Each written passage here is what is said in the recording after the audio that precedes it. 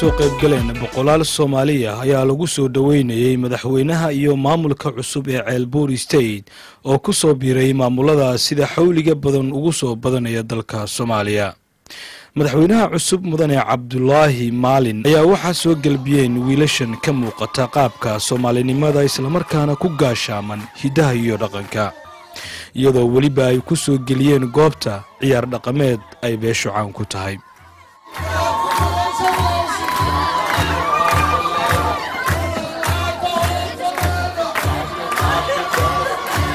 furitaanka munaasabadda waxaa dadka ku soo dhaweeyay Suldaan Maxamed Xuseen oo ah gudoomiyihii shirgudoonka maamulka muddadii lagu jiray dhismihiisa.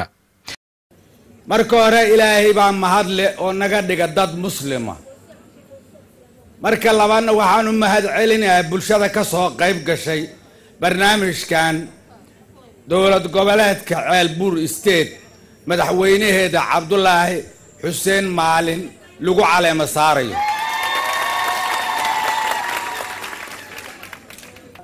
anugu inaan hadal badan ilaama doonayo, waxaan rabaa inaan furo xafladdu way noo furan tahay. waxaa sidoo kale ka hadlay qaar ka mid ah maamulada ka jira dalka Soomaaliya iyo waliba ururada kale. Soomaali ninkii gurigiisa kaliya hagaajiyay iska daa state dhan iyo dadkii sameeyay Soomaaliba wax u qabto. sidaa darteed anigoo ku hadlay magaca Galmudug waxaan taageersanahay stateka Ceelbuur State madaxweynihiisa waa soo dhaweynaynaa. waxaan leenahay ha guulaysto,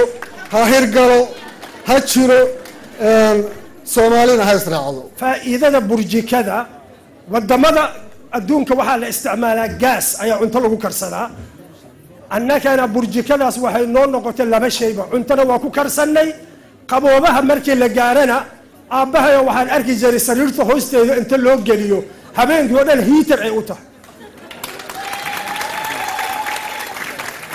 wixii la dhihi lahaay oo dhan horaa loo yidhi. anugu anoo ku hadlaya dhammaan shacab weynaha reer Hiiraan, kan dowlad goboleedka Hiiraan State iyo kaygaba, waxaan halkaan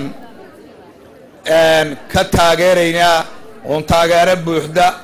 oo hiil iyo hooba leh anuga soo jeedinaynaa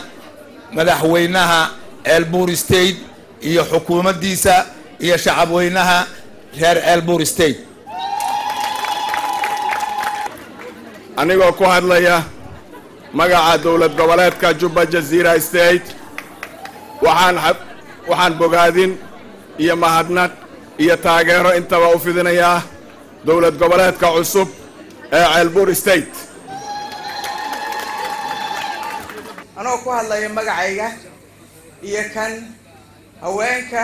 badbaadada qaranka Soomaaliyeed waxaan soo dhaweynaynaa madaxweynaha iyo stateka cusub oo ku soo biiray dalka yaga Ceelbuur sida Cabdullaahi Xuseen Maalin hambalyaanu leenahay. allahana ka dhigo kiita qabsada hoggaankeeda adkeeya qaanada ilaahay hadduu ku rooya baadilka iska xira qaanada xaqa la soo baxa ay noqoto meeshaasu meel isku keento ummadda Soomaaliyeedna allah ka dhigo Ceelbuur State. danjiraha la doorto xilka deegta saarto aan kula dardaarmee Soomaali u danay. daada curad ayaa tahay dowlad gobolna u yaraan qabiil waana dumiyee qarankaana deeqee Soomaali u danay. dariskaaga ka bilaaw gogol deeqda u sameey duriyada Galmudug iyo duqowdii xibin iyo xeeb danta guud ka dhaadhici hadaalina ku sii soco jawhar dacladiisii shabeellada u daadaga dibitaatayaalkii Muqdishoogi doorneed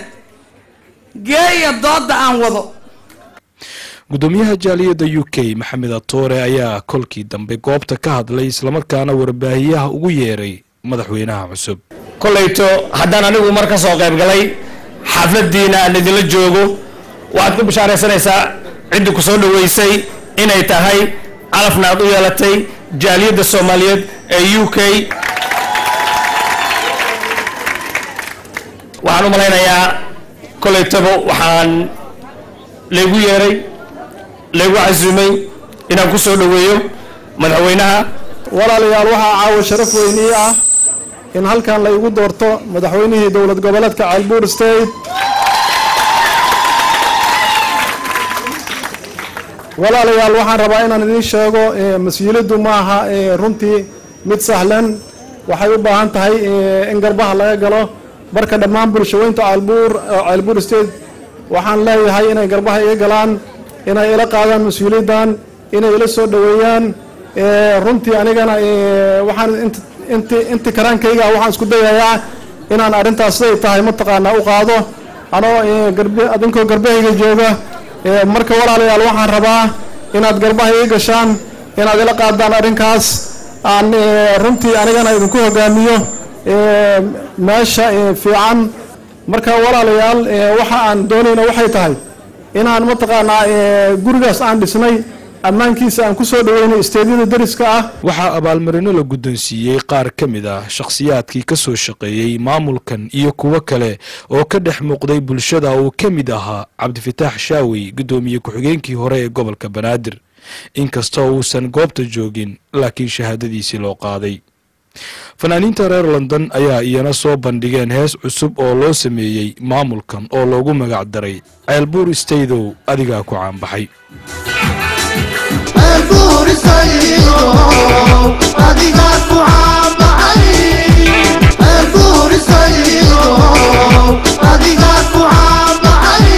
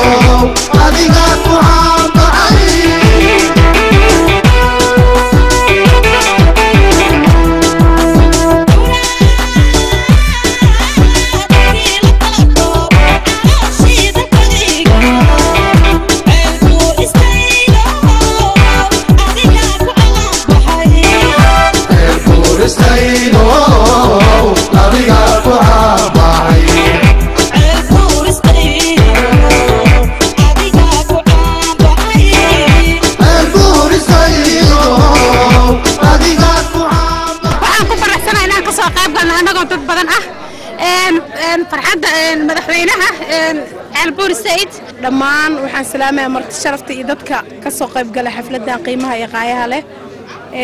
waxaan kale u hambaleynayaa xafladda caleema saarka Ceelbuur State caawa waxaan ku faraxsanahay inaan ka soo qayb galo xafladda loo sameeyay Ceelbuur State madaxweyne diaspora ku soo dhaweyneynaa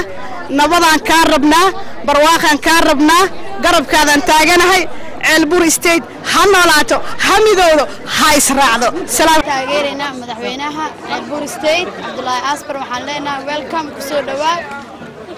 waana mahadsantahay waxaan aad ugu faraxsanahay ka soo qaybgalka xafladan waxaan taageerina madaxweynaha cusub mudane Asbar waxaan leenahay madaxweyne soo dhawow ummadda Soomaaliyeed waxaan leenahay aad iyo aad baad u mahadsantihiin ugu dambeynna waxa ii suurta gashay inaan la kulmo madaxweynaha maamul goboleedka Ceelbuur State mudane waxaan jeclahay inaan ku weydiiyo marka hore maamulkan adiga lagu caleemo saareen maxaa dhaliyay xilligan in maamulkan lagu dhawaaqo baafo waa mahadsantahay marka hore waxa dhaliyay waxay tahay runtii isteedyada kaleeto ama gobollada kaleeto runtii waxaa jira oppositionno badan ama mucaarado badan oo ka soo horjeeda maxaa la yiraahdaa ka soo horjeeda mucaaradka runtii sidaad og tahayna dhulkaan anagu ka nimid ama dhulkaan deganahay badanaa waa dadka dhulka loo taliyo inay mucaaradku degan yihiin dhulalka mucaaradka ay degan yihiinna runtii waxaa ku kacsan jabhado badan ama ha ahaato dowladda ku meel gaarka ah ama ahaato al-sunna wal jamaaca anigoo sii tixraacaya marka hadalkaaga oo ku aadanaa maadaama aad sheegtay kuwa ka soo horjeeda dowladda kumeel gaarka inay ku badan yihiin gobollada iminka adiga lagu magacaabay maamul goboleedyadii kaa horeeyeyna dabcan meelaha loo magacaabay waxaa haysta haddii aan carab ku dhufto al-shabaab adigoo marka siyaasaddaada ku wajahan inaad tagto gobolka lagu magacaabay hami intee la-eg baa kugu jira wallaahi hami weyn ayaan ka qabaa sababtoo ah hadafka iyo ujeeddada aan leenahay oo aan u wajahayno dhinaca nabadda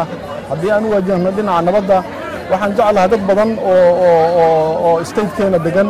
oo runtii waxaa laga yaabaa fikradda ay oppositionka ama mucaaradku leeyihin fikrad ka gedisan qaba deganna dhulkii qurbajoogta soomaalida ku nool dalalka qurbaha ayaa waxa ay bilaabeen inay sameeyaan maamul goboleedyo laga dhiso dalka gudihiisa kanina waxa uu ka mid noqon doonaa maamul goboleedyada ka jira gudaha dalka Soomaaliya haddaba sidaad arkaysaan jaaliyadda ballaaran ee ka soo qayb galay munaasabadan ayaa waxay ku faraxsan yihiin in maamulkan uu ka mid noqdo maamulada ka jira dalka Soomaaliya Ibrahim Umar Baafe wararka Universal London